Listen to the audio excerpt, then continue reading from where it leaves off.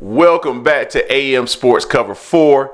Jay, I wanted you and I to get together very quickly and talk about the news that's currently out there that Caleb Williams in the 2023 to 2024 season earned roughly $10 million in NIL. Jay, that is a lot of money. Now, we've heard of quarterbacks earning anywhere between $1 to $2 million in NIL. I think Caleb Williams was able to earn more in NIL. I think it's due to the fact that he has a Dr. Pepper commercial, if I'm not mistaken. But in my personal opinion, this is just evident that college football in its current state is unsustainable. You think about this, Jay. You have a college football player who played for USC, which is a name brand program known across the country. However, that name brand football team did not perform well in 2023 whatsoever. USC didn't do anything in 2023. They were ranked highly at the beginning, but of course, all of that fell off. Now, when you think about that and then you compare it to Brock Purdy, who was the starting quarterback in the Super Bowl, who, if I'm not mistaken, only earns around $960,000. You got to wonder, like, how is this going to continue to work?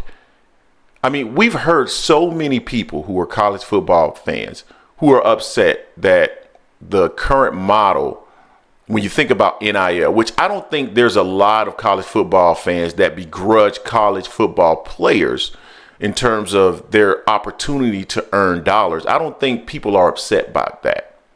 Although I am concerned when you put that level of money in a young man's hand who, let's be quite honest, and we come from similar backgrounds as a lot of these young men, we have not been taught how to manage money, specifically when you get that amount of money. And then when you have a college football player who's on campus, mind you, who makes as much as the college coach and definitely more than any other professors, how is he going to behave in a college setting? All those things are concerning for me, but I do believe college football players should be paid. But when you think about the impact of NIL on the recruiting, because recruiting, I'm no longer interested in recruiting the way I used to be. I used to cover and be into recruiting all the way into January, all the way from January through the signing period. And right now, I'm not really following the recruiting because you don't know how many times recruiting is going to change based off of the dollar amounts that are offered to a particular. I mean, think about Jeremiah Smith. Even he was tempted by Miami with the large offer that they gave him. So, I mean, it is what it is in that regards. And then the transfer portal and the fact that the students can just, or the football players can just transfer immediately, seemingly consistently. You don't know what the roster is going to be at any moment, any point in time. It's killing the sport to some extent. And so I know a lot of people are upset about the SEC and the Big Ten and they're merging together, or not necessarily merging, but coming together to talk about the well-being of the sport. I think it's a good thing because at some point, the college football players will be on salary and the schools will be paying them.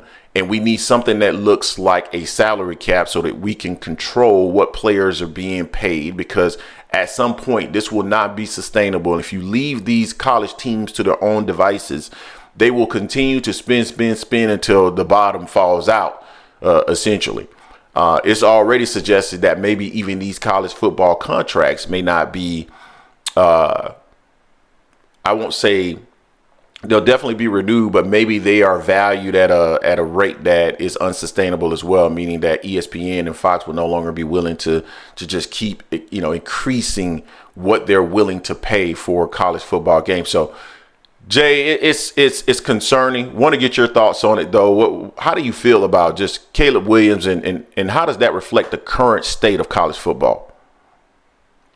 It's not good, man. I'm okay with kids actually getting paid in college, but I feel like there has to be a cap, because it's not, to your point, it's not sustainable. I mean, it's going to water it down because the other schools that aren't able to get the big names or give the money with with companies and whatnot, they're going to get screwed. They're not going to get those players. And then to your point about the transfer portal and they're going left and right, I mean, it's like everyone's going to the highest bidder, and it's not going to be any loyalty. And I get it. Before, I didn't like the way coaches would recruit these kids in. The kids are usually coming in for the coach versus the school, and the coach leaves up out of there the next year, and they're stuck. So I was okay with the kids being able to leave if that happens and things like that. But it's like the kids are just there, boom, 1 year and they're gone. It's just, I mean, Caleb Williams, he started in Oklahoma, and then he went to USC with his coach, to make more money over there and whatnot. So it's just. It's just wild to me. It's like it's the wild wild west. I'm quite sure they're going to buckle it down because they're going to have to. They're going to have to. Now I'm not saying they just stop them from getting any type of money, but it has to be some type of cap on it and try to make an even playing field for all schools out there. Some schools just can't afford it, and it's not fair that they're going to get killed because of that.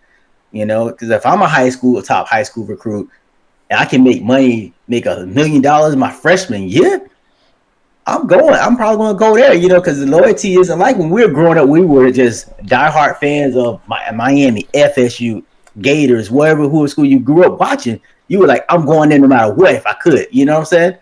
These kids now are like, yeah, I rock with FSU, I rock with Miami, but USC paying me $5 million, so I'm gonna be a Trojan for $5 million right now. So I was like, it's gonna be tough, man. It's definitely gonna be tough.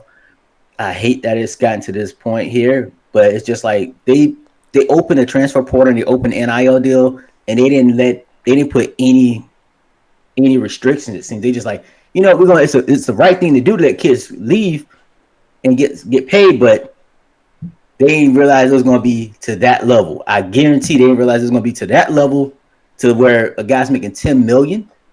And then on top of that, we know some college fans can be crazy. So they can be angry as hell when they see that they have a quarterback that's getting paid $10 million and they go, what, 8-4 or something like that, and then he don't even play in the bowl game either. So what, it's gonna be bad. So I think they need to buckle down on it and try to handle it. I mean, kids definitely deserve to get their pay. I mean, I remember back in the day, I'm old enough to remember the Reggie Bush effect. And Reggie Bush had everyone wearing that number 5 at USC. Almost damn near if you were a USC fan or not, because of how phenomenal he was on the field. And he got killed. He lost his Heisman because basically he got a gift for his mom. I think it was an H2 or whatever. So, I mean, they got to buckle down on it and try to get some type of hold on it. Not fully restrict the kids from getting paid, but you got to. It's going to be too crazy. It's going to be chaotic. It's killing college football. Yeah, no, there's nothing wrong with having a salary cap. They have that in the NFL. It's to control spending. It's to actually make sure that you have a competitive product out there on the field. So I don't have it. And they have salary caps pretty much throughout all professional sports. And really, I mean, what college football is turned into is basically semi-pros. So, yeah, at the end of the day, they're going to have to come up with a salary cap. There will always be boosters and people on the sideline trying to figure out ways to entice kids to come to a school. That's perfectly fine. We know Miami does that to great lengths. But at the end of the day, we need to make sure that we have a situation that is beneficial for college football, because right now it's just simply not sustainable, and we'll see what ends up happening. So you guys tell us what you think in the comment section.